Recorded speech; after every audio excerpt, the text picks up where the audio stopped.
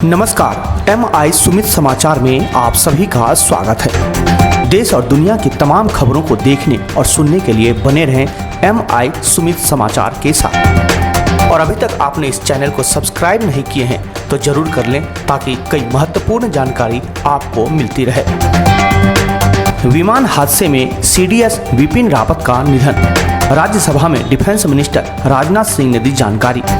भारत के पहले CDS general Bipin Rawat का बुधवार को तमिलनाडु के कुन्नूर में विमान हादसे में निधन हो गया। इस हादसे में उनकी पत्नी समेत 12 और लोगों ने अपनी जान गंवा दी। इस पर देश के रक्षा मंत्री राजनाथ सिंह ने संसद में इस दुर्घटना की जानकारी दी। रक्षा मंत्री ने बताया कि कुन्नूर में विमान हादसे में CDS विपिन रावत, उनकी पत्नी समेत 12 लोगों की जान गई है। हादसे वाली जगह पहुंचे air chief marshal VR Chaudhary, किया मुआयना। भारतीय वायुसेना प्रमुख VR चौधरी गुरुवार को कुन्नूर में घटनास्थल पहुंचे। यहां उन्होंने हादसे के बारे में जानकारी ली। वायुसेना प्रमुख बुधवार को ही पालम से तमिलनाडु के लिए रवाना हो गए। भारत सरकार के स्वास्थ्य मंत्रालय ने प्रभावित देशों से आने वाले लोगों के लिए जारी किए दिशा निर्देश।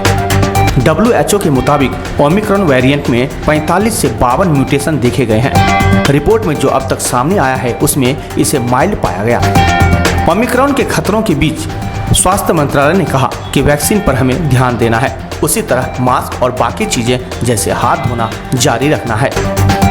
तमिलनाडु में CDS विपिन रावत और अन्य अफसरों को दी गई सलामी। CDS जनरल विपिन रावत को लोकसभा और राज्यसभा में श्रद्धांजलि दी गई। सभी सांसदों ने 2 मिनट मौन रखकर जनरल रावत को याद किया। सदन में इस पर चर्चा की मांग भी की गई, लेकिन इसको नहीं माना गया। वेलिंगटन में जनरल रावत और दूसरे सैन्य अफसरों को सलामी और श्रद्धांजलि के फूल चढ़ाए गए। CM स्टालिन ने भी श्रद्धांजलि दी। हेलीकॉप्टर का ब्लैक बॉक्स बरामद कर लिया गया है। आज शाम तक जनरल रावत का पार्थिव शरीर दिल्ली लाया जाएगा और कल अंतिम संस्कार होगा। आज वेलिंगटन में CDS रावत, उनकी पत्नी मधुलिका समेत सभी 13 शहीदों को विनम्र श्रद्धांजलि दी गई। ओमिक्रॉन को लेकर बढ़ा खतरा, अंतर्राष्ट्रीय उड़ानों का बहाल टला। सरकार ने ओमिक्रॉन के बढ़ते खतरे के चलते अंतर्राष्ट्रीय उड़ानों का बहाल करने का फैसला टाल दिया है। 15 दिसंबर से अंतर्राष्ट्रीय उड़ानें शुरू होनी थी। वहीं ओमिक्रॉन को लेकर मुंबई एयरपोर्ट पर नए नियम लागू कर दिए गए हैं। सोनिया गांधी के जन्मदिन पर प्रधानमंत्री मोदी और नितिन गडकरी समेत कई राजनेताओं ने दी बधाई। कांग्रेस अध्यक्ष सोनिया गांधी को उनके जन्मदिन पर प्रधानमंत्री नरेंद्र मोदी समेत कई राजनेताओं ने बधाई देते हुए उनकी लंबी आयु की कामना की। PM मोदी ने शुभकामनाएं देते हुए कहा, श्रीमती सोनिया गांधी जी को उनके जन्मदिन पर शुभकामनाएं। उनके लंबे जीवन और अच्छे स्वास्थ्य के लिए प्रार्थना करता हूं। झारखंड में कोविड से मरने वालों के परिजन को मुआवजा देगी सरकार। राज्य में संक्रमण से अब तक 5141 लोगों की हुई है मौत। झारखंड के स्वास्थ्य मंत्री ने कहा, हेमंत सोरेन सरकार जनता के सुख दुख में शामिल है।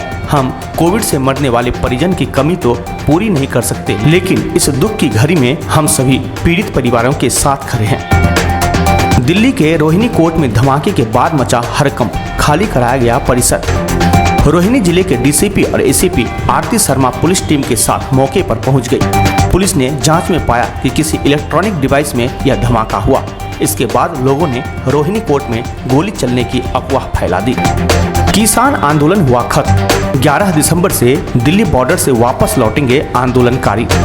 केंद्र सरकार की तरफ से मिले प्रस्ताव पर बनी सहमति के बाद किसान संगठनों की तरफ से गुरुवार को आंदोलन खत्म कर दिया गया, यानी 378 दिनों के बाद किसान आंदोलन को खत्म किया गया। संयुक्त किसान मोर्चा की बैठक में इस पर चर्चा के बाद यह अंतिम फैसला लिया गया है।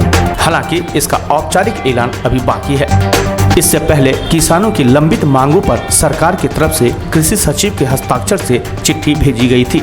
उसके बाद संयुक्त किसान मोर्चा ने बैठक की। इससे पहले संयुक्त किसान मोर्चा की 5 सदस्यीय कमेटी के सदस्य अशोक धावले ने कहा, सरकार की तरफ से मिले नए मसौदे पर आज बैठक में चर्चा की जाएगी। उसके बाद आंदोलन खत्म करने को लेकर संयुक्त किसान मोर्चा की तरफ से फैसला लिया जाएगा। रोहित शर्मा बने भारत के नए वनडे कप्तान। भारतीय क्रिकेट कंट्रोल बोर्ड यानी BCCI ने बुधवार को टीम इंडिया के नए वनडे कप्तान का ऐलान कर दिया।